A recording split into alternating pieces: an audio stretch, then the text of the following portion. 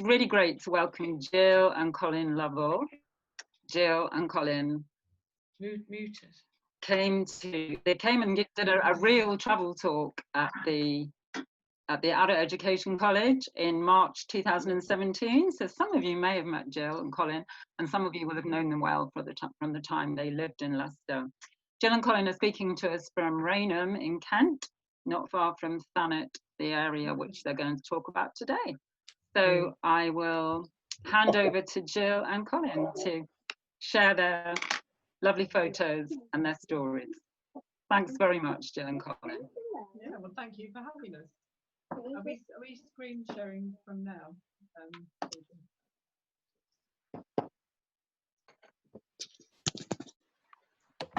Okay, good morning, everybody. And what Trish shouldn't say is that Jill is Pete and Trisha's sister. So that's why we get roped in to do these things from time to time. So we've entitled our talk round Thanet by Bike and Wheelchair, which hopefully will become apparent why we've called it that as we go along. And we know that you had a very exciting two talks last week. So we thought our alternative could be from Machu Picchu to Margate. And we hope we can convince you that Thanet, the Isle of Thanet, is exciting as Uruguay and Antarctica. But we certainly don't want all of you to suddenly divert your favourite holiday destination from Skegness to Thanet to Margate, so it's completely overwhelmed. So I'm afraid that's one of the fears, the dangers, of course, of highlighting the attractions of a place. It'll suddenly become overrun with people. Anyway, let's move on. So here's a postcard you might have had from Thanet in the past. Maybe this is your picture of Thanet. It'd be interesting to know how many people, how many of you watching have actually been to Thanet. Maybe more of you have been to Machu Picchu than have been to Thanet, I don't know. But here's typical images of what Thanet might be on a postcard. On the top left is Margate, famous scene of fights between mods and rockers on bank holidays past. Chalk cliff scenery, top right, and bottom left is Minnis Bay, and bottom right is Broadstairs. Apologies for some of the quality of the photographs. Even having spent several weeks trawling through all my photos, I couldn't find always the ones I was convinced I'd taken in the past to various locations. So I've had to nick some off the web. Anyway, where is Thanet? Well, there's a map of southeast England. No, I think that's just okay. You can see Kent in the southeastern corner, and you can see the Isle of Thanet. Probably not noticed. Sorry, I've got my pictures of people actually obscuring it, so I can't quite see it at the moment. But Birchington is our base when we're in Thanet, and you can see how there's a north-facing coast where Margate is, and then North Foreland, and then you come round to Broadstairs and Ramsgate in the bottom, to the south of North Foreland.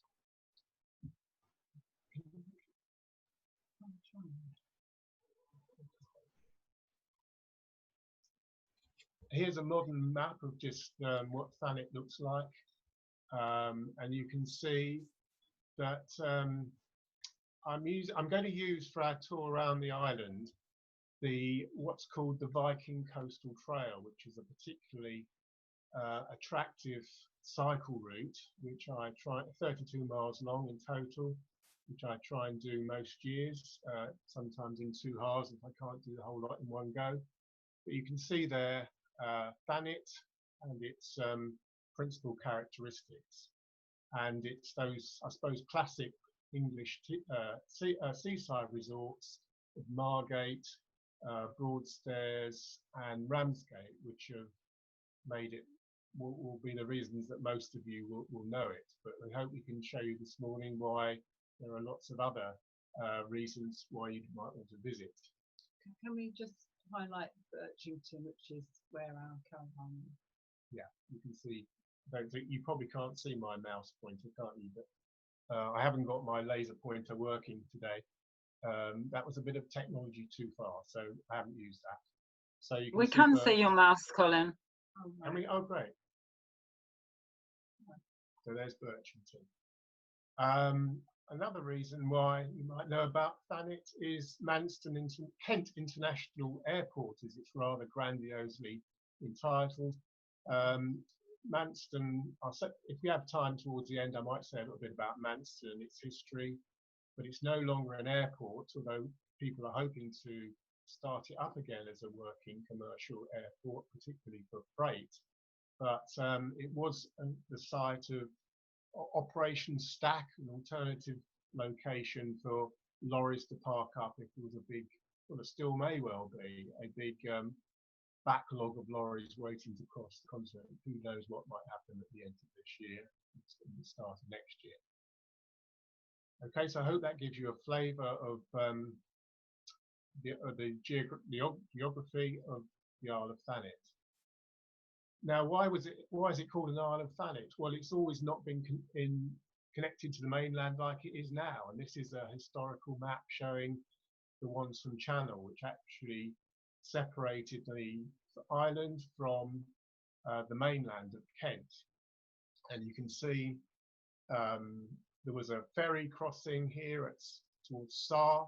Sometimes at low tide, you could actually ford the channel, but that was the channel's gradually become silted up, and now all that remains is a Wonsum River, which is signposted as you go along the Thanet Way heading towards Margate.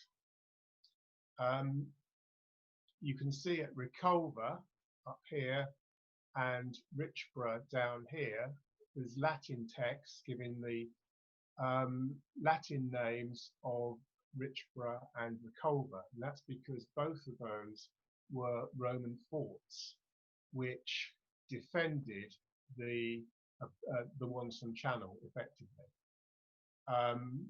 Reculver we'll come to in a minute. Richborough we're not going to touch on today again, but there are extensive Roman remains there, and there's a lot more we could say about that area, particularly when it was used as a major port of embarkation in the First World War for troops and munitions going across to the Western Front. Sandwich in itself is a very interesting medieval town. This was the area here where the golf courses are, and that was to be the location of the British Open this year, which unfortunately, of course, hasn't happened, but is due to happen again next year. I'll just flag up while this is on the screen, St Mildred's Bay. You're going to be hearing about St Mildred in a minute from Jill, who's going to give you a bit more of the background, particularly around Minster. Why did we go to Thanet? Well, Jill, because of her disability, and she uses a wheelchair all the time now, travelling to exotic locations by air was proving particularly challenging. And we had the opportunity to invest in a static caravan, which we thought would be a good option because we knew that you could buy caravans which are fully adapted for people with disability and using wheelchairs. And so we wanted a location which had a nice caravan park, holiday park, had plenty of level walking, and was not too far away. I was hoping that might be down in Sussex somewhere so I could go and watch cricket at home on a regular basis, but unfortunately we came to the conclusion, well, not unfortunately, fortunately at the end of the day, we came to the conclusion that Thanet was a great option. And we looked at a number of holiday parks and we settled on one called Quex Park. And as you can see, not far from where we're located now, the sea wall, which is a very wide promenade around very large parts of Thanet, provides fantastic opportunities for walking, cycling, and wheelchair use. Even if, particularly if you're pushing somebody in a wheelchair, it's just the kind of area that you want. This actual picture shows the view towards Margate. You can just see Margate in the on the horizon. This is our mobile home. I'll let Jill say a little bit about that. Well, as you can see, we have the best pitch on the park. This is our caravan that you can see right on the end of the road. So when we're looking out of the windows, we feel as if we're totally on our own. You'll see that Colin is standing in front of the caravan, his pride and joy, his bench, and in the window you'll see a sign which says Old John 118 Robins, and we've named our holiday home Old John because Old John is a very special place for us in Leicestershire. It's the first place we went to when we started going out together, and we remember walking up. It was a very snowy day, wasn't it? And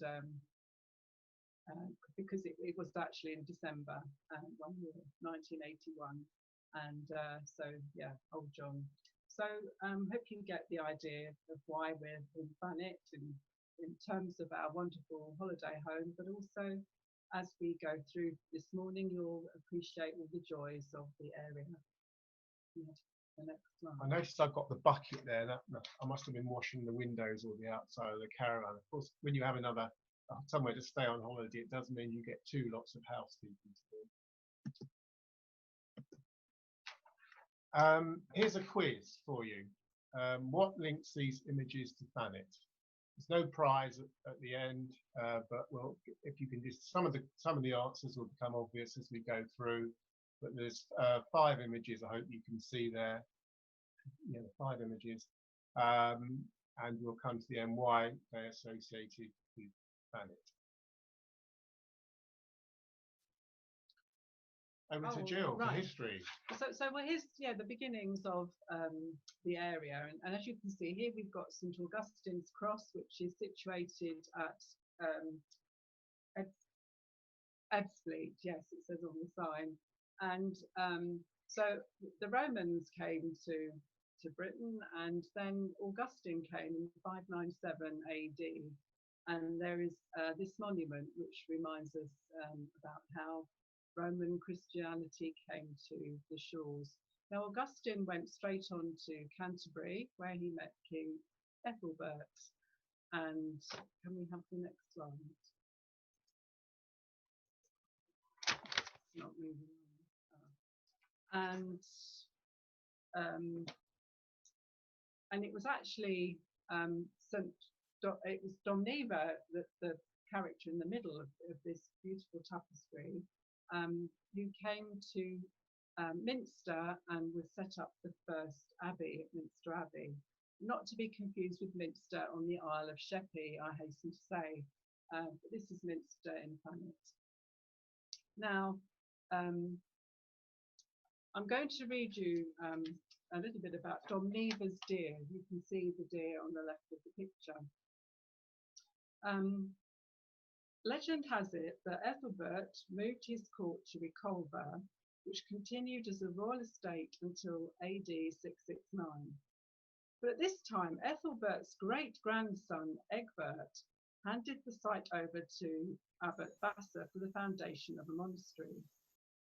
Now, King Egbert is said to have been responsible for the murder of his 2 cousins, and the gift of Reculver for the founding of a monastery was by way of atonement for this. The murder had wider repercussions as Queen Ermenberga, who became known as Domneva, was the sister of the murdered brothers, and she arrived from Mercia, maybe she came down from the area of Leicester, don't know, to claim Wergeld, which is the financial compensation traditionally awarded for this kind of loss.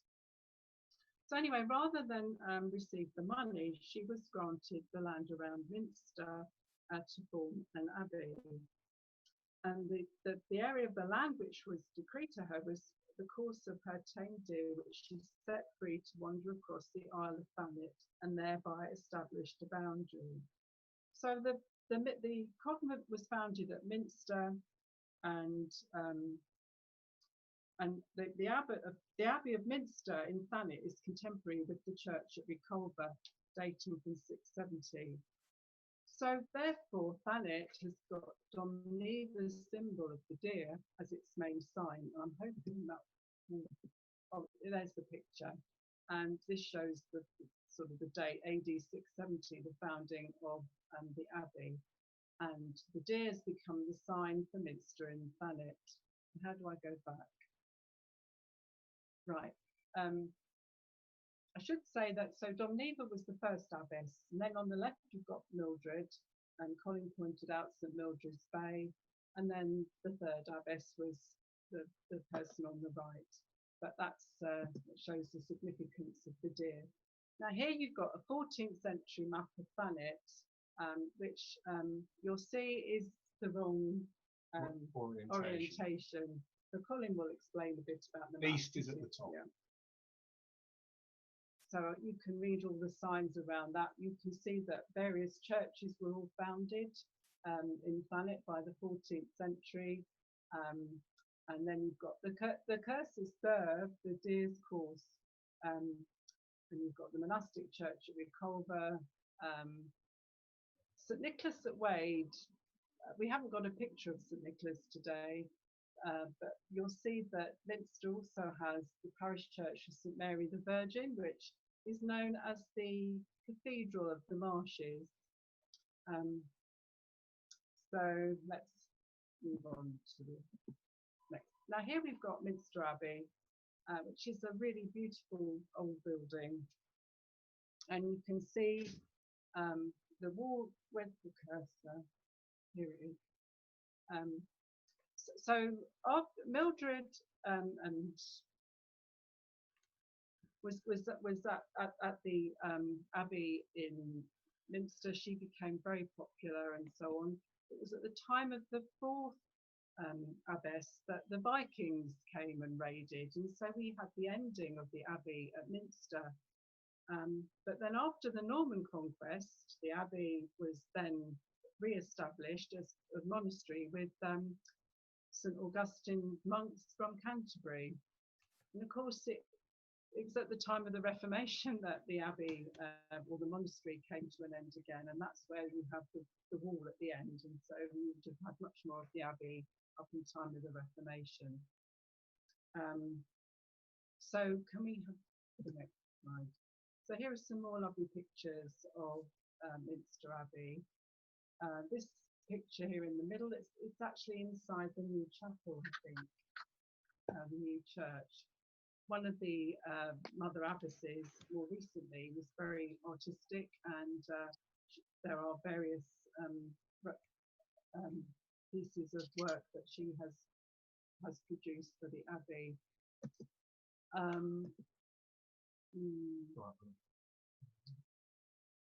I wanted to just show the Viking ship. There's a picture at Cliff's End of, I don't know how you pronounce this, it's spelled Hugin. Some historians listen might, I mean, Hugin sounds like Hugin, but it might be pronounced Huggin. But the Vikings obviously very significant to the area, and so we have this memorial, which is at Pegwell Bay at Cliff's End. Okay, we're going to start our tour around then. We've been at Minster, and we're going to follow the route round of the, and I mentioned the Viking Coastal Trail. You're still watching it? Start the presentation. Press it properly. After Minster, the next place you come to is Monkton. Unfortunately, I couldn't locate my photograph of Monkton village and the church, but very close to Monkton is somewhere that we've only recently been to, actually last year, and we've been past this Monkton Nature Reserve for all the time we've been down at Thanet, but we actually went in last year. You can see it's formerly a chalk pit, and it's run by volunteers, very dedicated volunteers.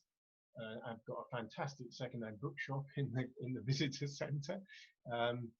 And it's got some very attractive plants there, and they do lots. They've also got an observatory, so it's the base of the Astronomical Society in the area, and it's a very interesting place to visit.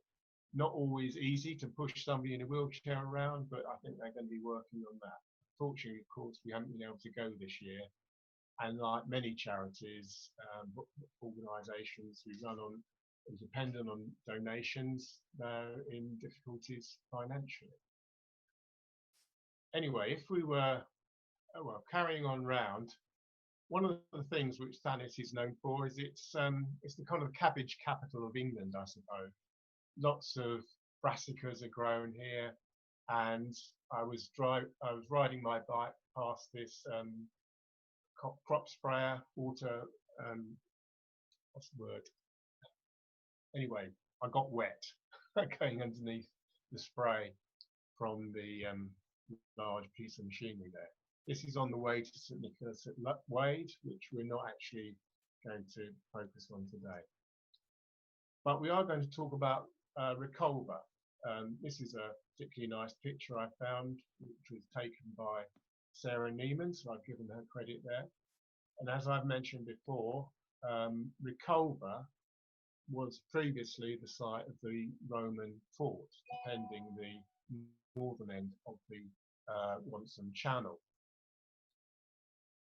Then it became the site of a church, and the church closed many years ago, but they retained the church towers as a navigation mark because of their prominence. We're looking at here over effectively the Thames estuary, and the more modern church is back towards Herne Bay, the next tourist place or the next resort you'd come to if you're heading back westwards towards London.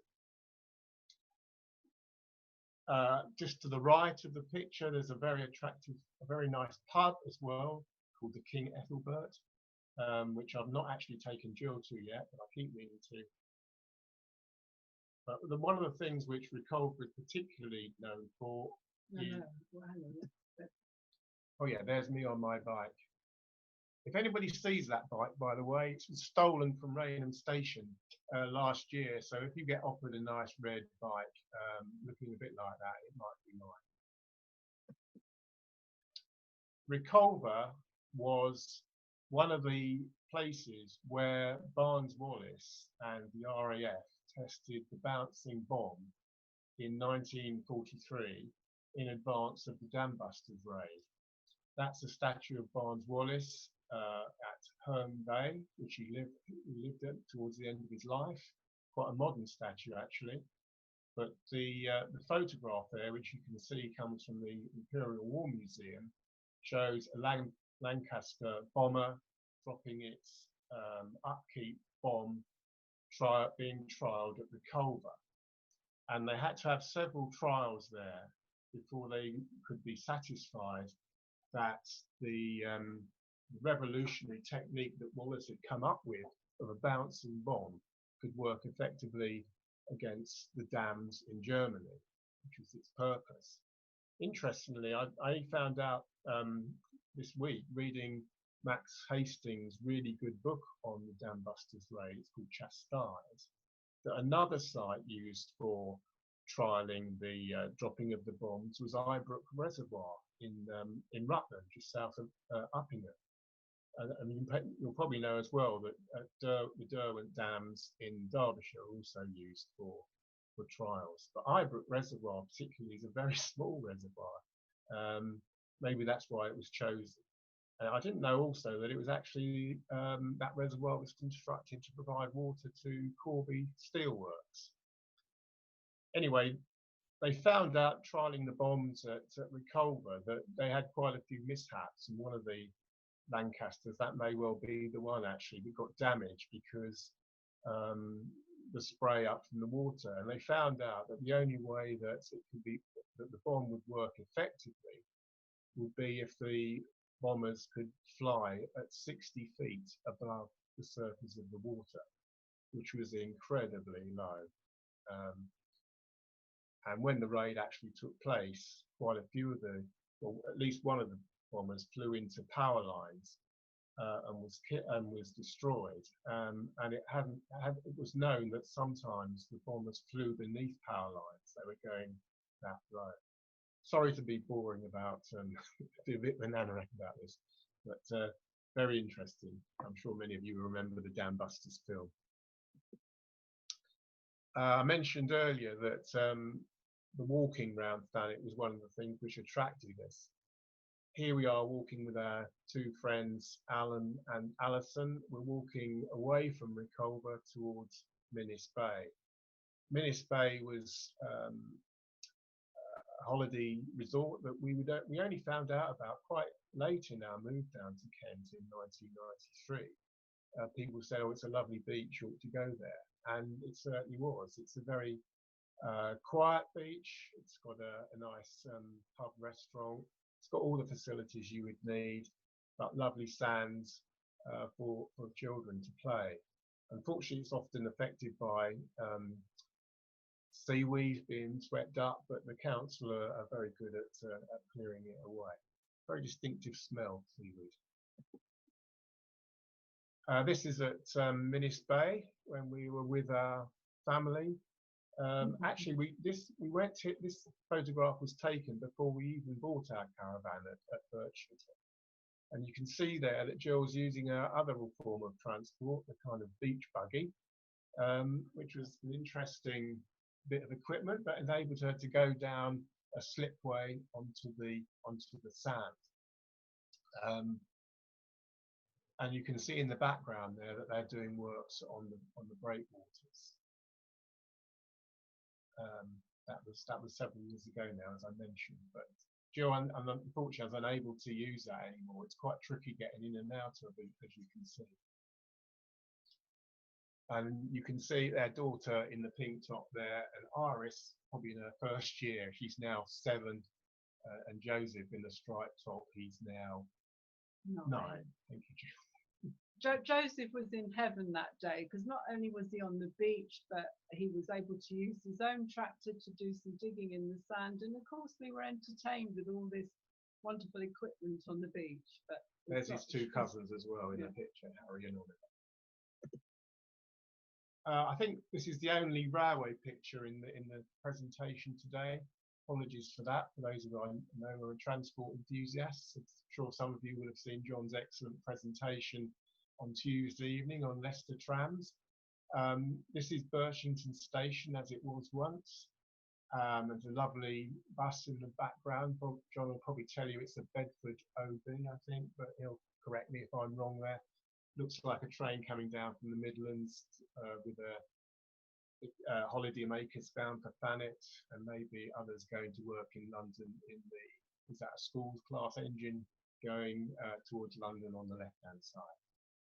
So this is the nearest, well, we've got 2 stations serving our caravan, I suppose, Birchington and Westgate. Birchington has a slightly more frequent service, but it does mean you can come here and walk to our caravan.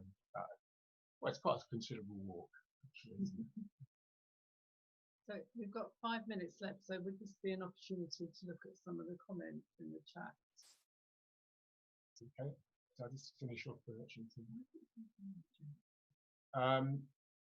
So Birchington is the next place on the trail, and you can see the picture of the church there, All Saints Birchington. Thank you to Valerie for taking that picture for me, or making it available to me. The reason why the pictures on the left, they are memorials to Dante Gabriel Rossetti, the pre-Raphaelite painter, and that's a stained glass window in his memory in the church. Rossetti didn't actually live in Birchington, but he came here to convalesce after his illness and died here in 1882. Although he was a successful member of the Pre-Raphaelite Brotherhood of painters, he died destitute, and his family paid for his funeral and his grave. So yeah, should we look at the chat now, Trish, the conference, so that we can wind down for the end of the first part of the talk? Good idea. Yeah. I like the connection you've made. Sorry, I like the connection you've made with Leicester with the iBook bit and the Corby Steelworks factoids coming out there. That's really interesting. Are there any questions that have been raised in the chat? We can't see the chat ourselves. When did Thanet cease to be an island? From Ted and Janet. Can we pass on that and come back to you? Yeah, certainly. Well, Interesting.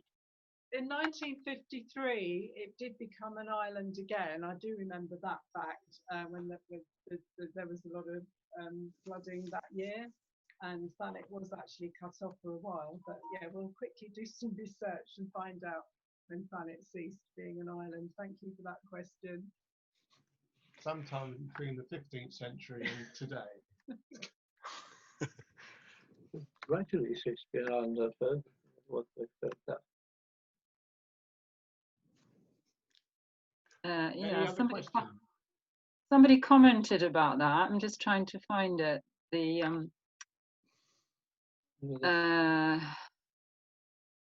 okay, yeah. Until the mid 18th century, there was a ferry between Sandwich and the island.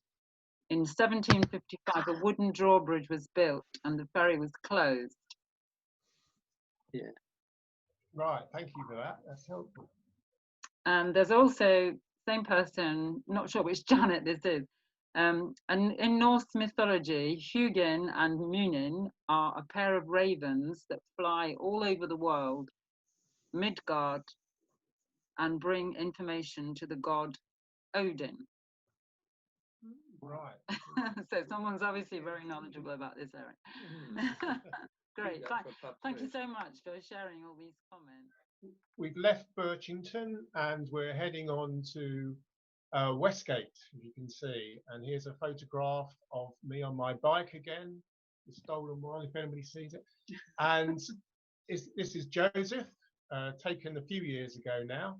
But Joseph has developed into an excellent cyclist, and he's got a much better bike now. But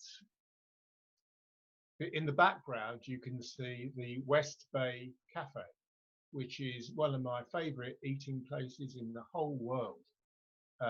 They do basic food, but it's the location that makes it, particularly in the late afternoon when the sun is setting and you can see the Culver in the background, and the tide might be coming in or out. It's always different every time you go. But I think you can see there some of the seaweed, which is been washed up on that particular day.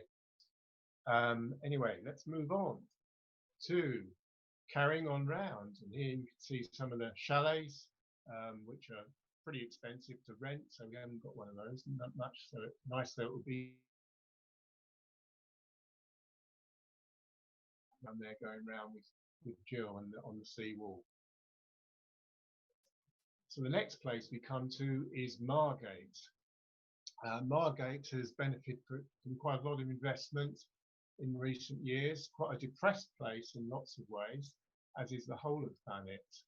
A few years ago, Thanet Council made a decision to allow a major out-of-town shopping centre at a place called Westwood in the middle of the Isle of Thanet, and it's rather hollowed out the retailing in Margate and Ramsgate in particular.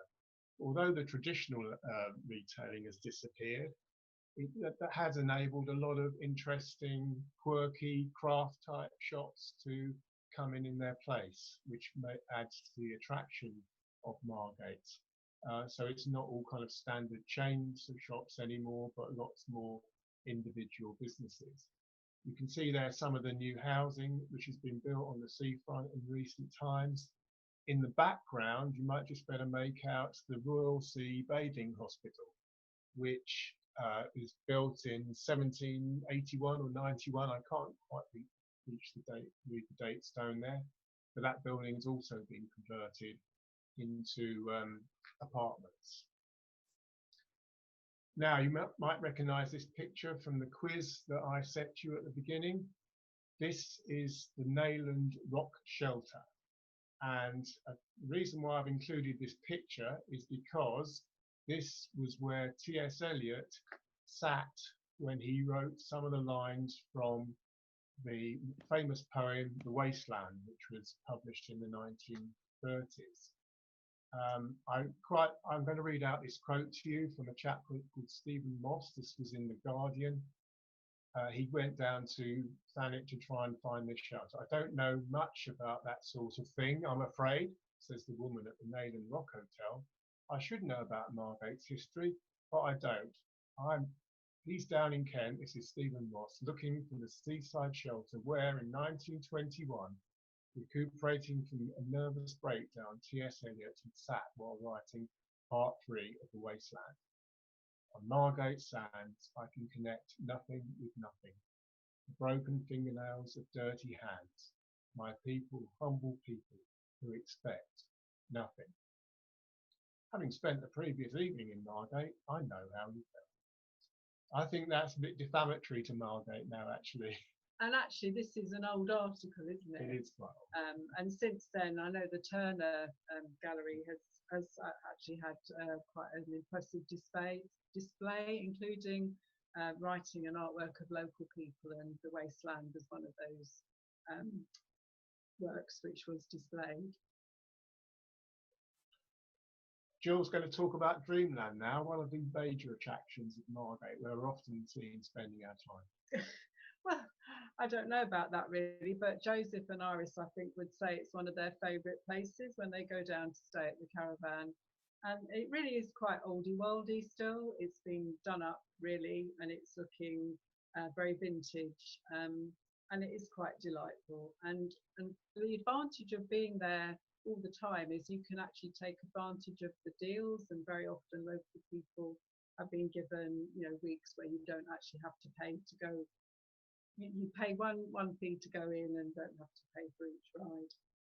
So yeah, Dreamland. It's not so great for a disabled user actually, because the rides are mainly vintage, but on the whole it's a great atmosphere and it's an asset to Margate.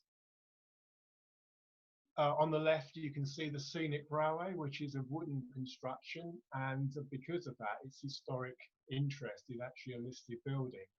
It had to be rebuilt in recent times because of it was burnt down, damaged by fire. But that's quite a hairy ride. But I've been on that with Joseph, I think, and he took me on another scary ride as well. Not good for somebody of my age. So here's another view of Margate, Margate Sands again. In the background there is Arlington Tower. And you can, just in front of Arlington Tower is Dreamland itself, the entrance to it, which has got quite a distinctive entrance. Arlington Tower might argue is a bit of an eyesore in Margate. I think with a bit of investment and tarting up, it could become quite and maybe floodlighting or something like that. It could become quite an attractive feature, as I'm sure it would be if it was in London. Right, you'll recognise. Well, some of you probably will recognise the picture of Turner there, and he said about Margate, it has the loveliest skies in Europe, and the loveliest skies in Europe are over the Isle of Thanet. Some wag has written on the harbour arm, the loveliest skies in all Europe. I don't think he actually said that, and I can't comment myself on whether that is true. That's true. Turner was a frequent visitor to Margate to do painting, and he stayed there with a landlady. I think her name was Mrs. Booth, which he developed a relationship with.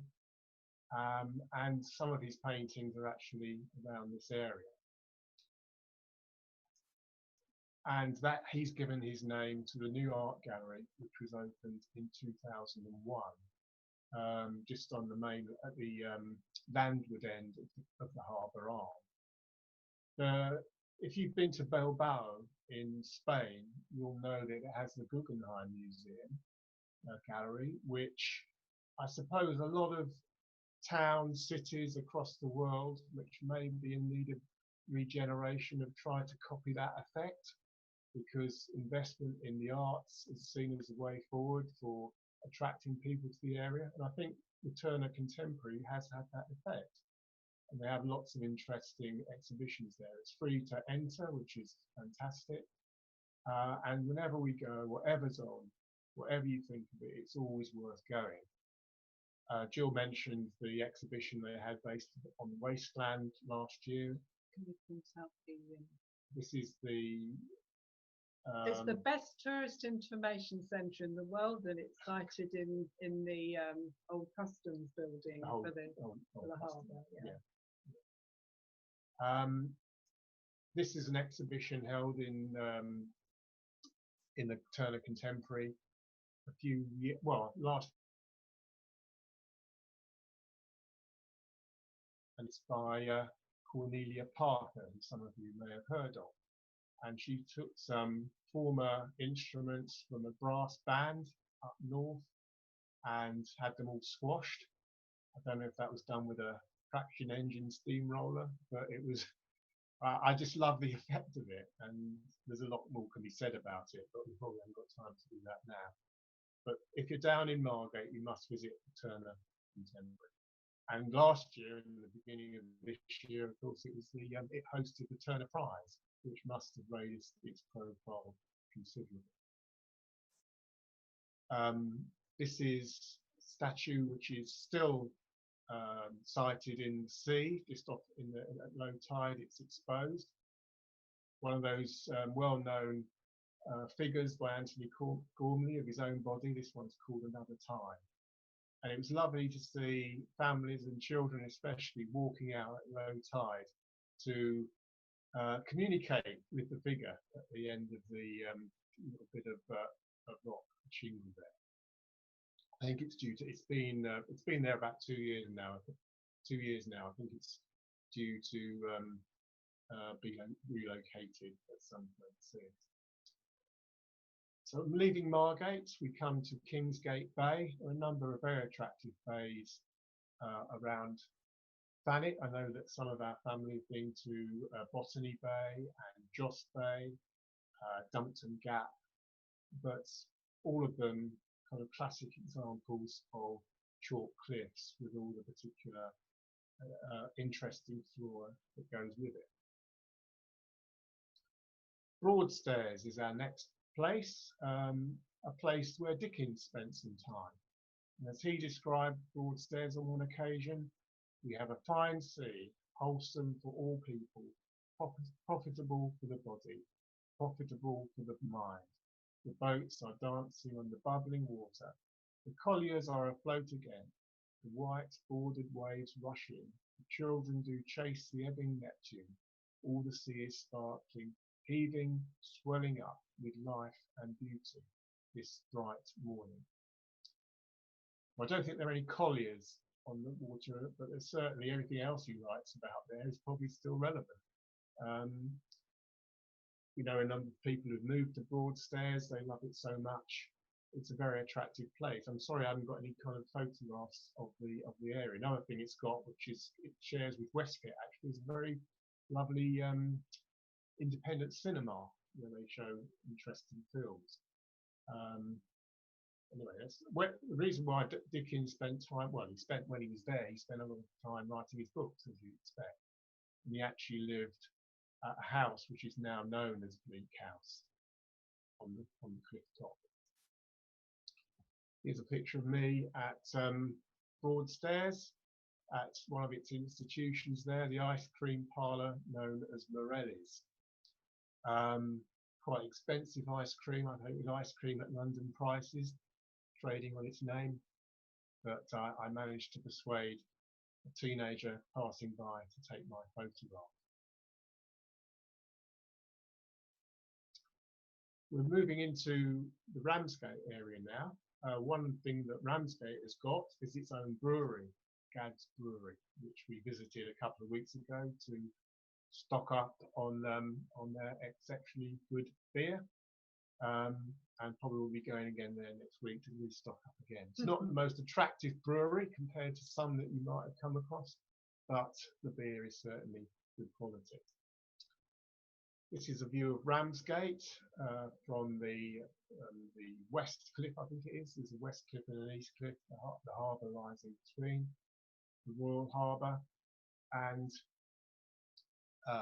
it has a royal designation because it was visited by a king. I think it was King William IV. George IV. Thank you, Jill. I couldn't remember that. This is the Italianate Glass House. There's a very attractive cafe goes with this. And this was part of a house owned by Montefiore. the Montefiore family. And Jill was going to say a little bit about them.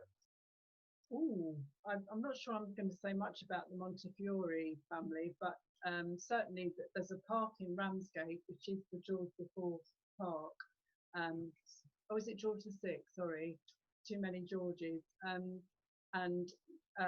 Moses Montefiore came to live in Ramsgate, and in his time he did a lot to promote the case for the Jewish people, you know, to be accepted in society. And so there's so many references to Montefiore when you are in the Ramsgate area. Can we move on to the next slide? I really was prepared to say a little bit more about Ramsgate and Ramsgate Harbour today. As Colin said, it's designated only harbour to have that royal status. The Ramsgate arches, which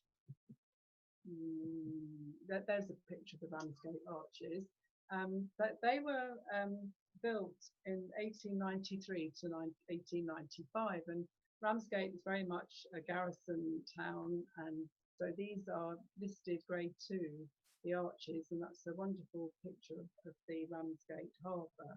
I'm going to go back. Do you want to say some more about? Yeah. You say that.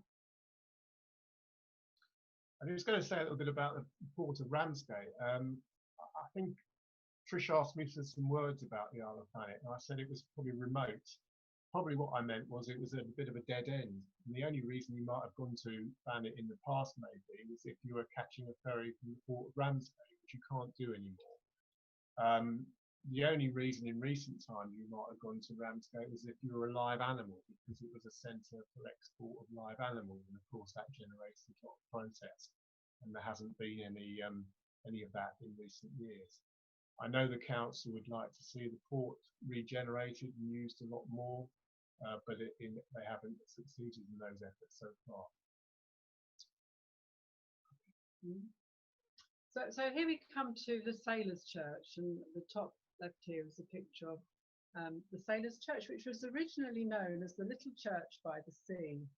And it opened in 1878, and it was actually a church plant by the Vicar of Christ Church in Ramsgate, and it was to care for all the smack boys who were actually almost conscripted to go and serve at sea on the smack fishing boats.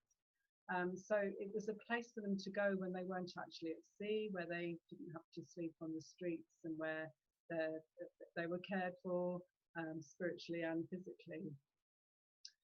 Next, the building in the middle is the Sailors' Mission, and so when the smack fishing sort of ended, the Sailors' Refuge was used for people who were shipwrecked and survived, you know, on the Goodwin Sands, and so it was used as a place where people could go to be cared for until they could be repatriated back to their homes.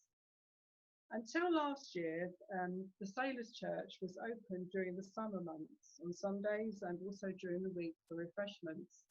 I think they still hope to be able to reopen, but this year will have had quite a big effect on the Sailors' Church. But it's a really lovely building, and you can look round and there's various artefacts about the history of fishing, sailing, not just in Ramsgate. So that's a really recommended place to go to. We did mention the Ramsgate arches. Colin wants to say something else, I think, about them. I mean, one of the first times we went to the Sailors' Church, the person at a service, the person preaching was somebody from that Trish and John knew from their background in Southall, so that was quite an interesting connection. Anyway, this is Ramsgate Christmas, and it's very attractive because all the boats are lit up, and the Sailors' Church have a carol service around that time, and it's a very well worthwhile trip to make, to see the boats lit up. This is a more detailed photograph of the arches. And they've all been converted, as you can see now, from their original port-related use to either nice eateries or small little businesses. I think that's our friends Kate and Ray there with us. There are some great places to eat on the Isle of Thanet, aren't there? There are indeed. We haven't got a picture of the Wetherspoons in Ramsgate, but actually Wetherspoons have done an amazing transformation of the Royal Victoria Pavilion, which was derelict for so long, and suddenly it's become a really wonderful place to eat, not just because it's Wetherspoons, but because it has been so tastefully done. And I apologise that we haven't got a photograph of it. Couldn't track it down in our expensive library. And there's another sort of, I think this was our Christmas photo one year that we circulated, because it really is quite delightful. So now we've come to St Augustine's in Ramsgate. Now there is a Pugin town trail. You can get the leaflets, you can follow the links that Pugin and the whole family had with Ramsgate. The Augustus Welby Pugin became a Catholic, and he became passionate about Gothic revival, and so this church was his gift, if you like, to Ramsgate to celebrate St Augustine and to celebrate his faith. Now Pugin is well known for Big Ben and much of the Palace of Westminster, and he was also the architect, I discovered, of Mount St Bernard Abbey. That's interesting, bit of knowledge in Leicestershire. So do you want to say much? Inside the church, St Augustine's Church, there are some, in the middle you can see here, there's some Stations of the Cross, which are actually by a Flemish artist, and you can see that they go around the walls. They're very colourful, very interesting. Which particular chapel is this one, Colin? I can't remember, but I wanted to draw, particularly included that one because it's a very decorated church, as you can see. But the tiles at in the foreground there, Jill's going to say a little bit about those in a minute. Sorry to correct my wife, I don't think Pugin designed Big Ben. He designed the interiors of the house, so you don't get that wrong impression. But he built a house for himself next door to St Augustine's, which you can visit. And then after the Catholic emancipation, Catholics were allowed to build their own churches again. And as Jill was saying, this is when St Augustine's was built. Actually, there is the Pugin, and many of the family and friends are actually buried inside St Augustine's. And St Augustine's Church, there is an important fact: it has become a national shrine of St Augustine. So it's sort of very much on the map, and this just happened quite recently. Now, these are the Kent steps in Ramsgate, and you can see on the left sort of a tribute to Pugin and the work that he's done inspiring students since the 1830s. And this is a little project, brand new, hot off the press. It was just all put there earlier this year. And so students, young people have been invited to do designs and then to decorate the Kent steps. So that's quite stunning. Actually, I didn't realise, but there's a picture of me at the top of the steps looking down. You didn't go down there. No. So are we ready to move on to the next slide? Have you said all that you But Ramsgate, you could really stay in Ramsgate, and you could probably spend a good 2 to 3 days enjoying just the ambience of Ramsgate and following the various town trails. I found a quotation from Oscar Wilde actually about Margate and Ramsgate, which I'd like to read out. He says, Oscar Wilde said, "I'm very glad you went to Margate, which I believe is the nom de plume of Ramsgate. It is a quiet, nice spot, not vulgarised by crowds of literary." Anyway, earlier on, I just want to go back to refer to Minster Abbey.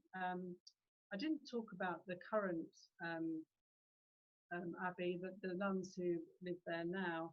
But they arrived in 1937. It was after the Reformation, when the abbey became a manor house and various people were granted the right to live there and so on. In the early 1920s, it was put up for sale, and there was an abbey from Bavaria, Nazism, and they actually came to Minster. And this community actually left in 1996, but there are still a group of Benedictine nuns who live and worship and minister in the area of Minster. And Parkminster, the Parkminster tea rooms are in the sort of extensive lands of the abbey. They are run by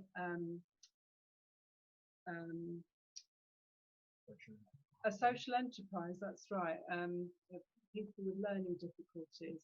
And they've recently developed a lovely play area for children, and you can go and enjoy having, tea, afternoon tea at the renovated tea rooms.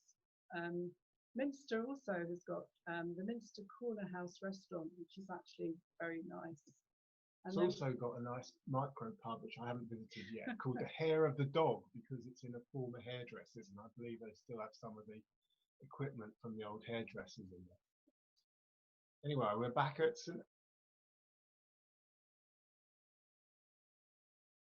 So we are of the Isle of Thanet, which means we've got time just to focus on one or two other attractions in the area. These are some images from Quex Park. Our holiday park is called Quex Holiday Park, and it's part of the Quex Park estate, and it backs onto it. Quex Park was the home of the Powell Cotton family, and it was in Percy Horace Gordon Powell Cotton. He died in 1940. But he devoted much of his life to the collection and study of Indian and African fauna and ethnography. And he set up a museum which houses a lot of his what he would call, I suppose, trophies. But these are animals that he collected when he was in Africa. I doubtless he shot most of them. And then he worked in collaboration with a taxidermist in London and brought them to his house at Quex Park and created a museum. Probably very alien to us now, this whole approach.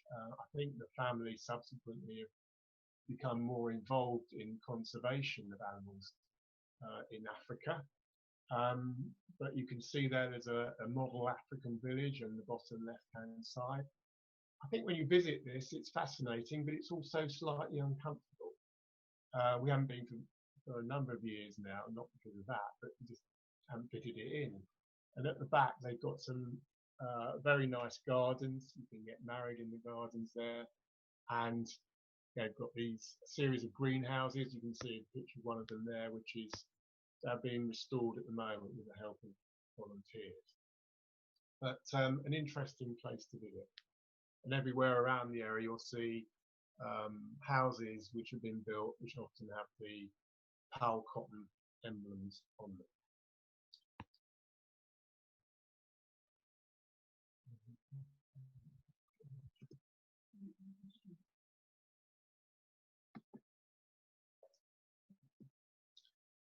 I mentioned earlier about Manston Airfield, right in the middle of the island. A very long runway. Here's a picture of Jill by a memorial, which you can probably read. It was erected to Fleet Air Arm to commemorate a raid in the Second World War, which was undertaken by pilots flying fairy swordfish planes, which I know will mean something to the Simmons family, particularly because I believe it was your mum, Jill, that worked in the fairy factory. And these very iconic aircraft, biplanes, I believe, carried the torpedoes underneath them, and they carried out this raid in 1942. on the ships of the German Navy. And you can see there that 13 of the 18 crew members lost their lives in that expedition, and they're commemorated there. You can see in the background the control tower for Manston. It is the site of two very interesting museums, the Hurricane and Spitfire Museum, and also the RAF Museum, from which the two pictures on the right are taken. A lot about the history of Manston Airfield, which started in the Second World War. Originally, there was sorry, I've just thrown off my track. They were the Royal Naval Air Squadron, I think it was, had a base at near St Mildred's Bay, and they found that wasn't satisfactory, so they moved inland to start Manston Airfield. It had a role, of course, in something I was talking about earlier, the dam buster experiments, because the Lancaster bombers were based here for that particular trial at Reculver. And you can see here a picture of, I think it's a DC-8, anyway, from Africa International Airways, which is when the airfield in more recent times was in regular use for commercial operations. You could catch a plane to Holland in recent times, but KLM couldn't make that operation pay, and as I was saying earlier, it closed. So now it looks a very poor shadow of itself. I'm not sure why people would like to see it brought back into use as an airfield again, because I'm sure it will cause a lot of noise pollution, particularly over Ramsgate. But we did see it had a new use the other day when we drove past. It's currently a COVID-19 testing station. Anyway, we've just been having a look at the chat, and there's some really interesting comments there from people. And there's one, Colin, that somebody's asked if they wanted to visit Thanet, where do you suggest that they stay to be able to explore Thanet by public transport? Well, there is a range of accommodation on Thanet, from is it Holiday Inn, where Trish and John have stayed in the past, near Minster. There's a particularly attractive boutique hotel at Margate called the Sands. There's all the Premier Inns, and what's the other one on the chain that you can stay in there. There's a number of B&Bs, but a good base would be Margate, I would suggest, or Ramsgate or Broadstairs. All of those are well located for an excellent public transport system. There's a bus service called the Loop, which goes all the way around the island. And if you're coming from London, you can catch a high-speed train all the way via Ashford to Ramsgate.